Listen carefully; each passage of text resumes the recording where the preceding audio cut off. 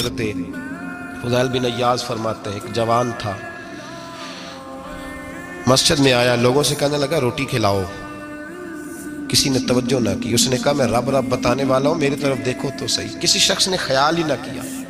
پھر اس نے کہا یار تھوڑا سوچو، نمازیوں سے کہا، اہل علاقہ سے کہا، انہوں نے کہا تیری طرح کے بڑے درویش دیکھیں۔ مسجد کے محراب میں وہ رب کریم کا بندہ انتقال کر گیا۔ جب فوت ہو گیا نا، لوگوں کا مزاج ہے بیمار کو دوائی نہیں دیتے، جنازے پہ وقت پہ پہنچ جاتے۔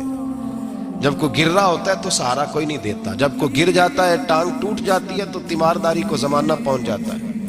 اور بزرگ وہ نوجوان اللہ کا نیک بندہ مسجد کے محراب میں فوت ہو گیا۔ حضرت فضیل ابن عیاض کہتے ہیں امام صاحب نے اعلان کیا چندہ دو، کوئی لاوارث فوت ہو گیا، کفن دینا۔ چندہ کٹھا ہوا، کفن خریدا، جنازہ پڑا، عشاء کے بعد دفن کر کے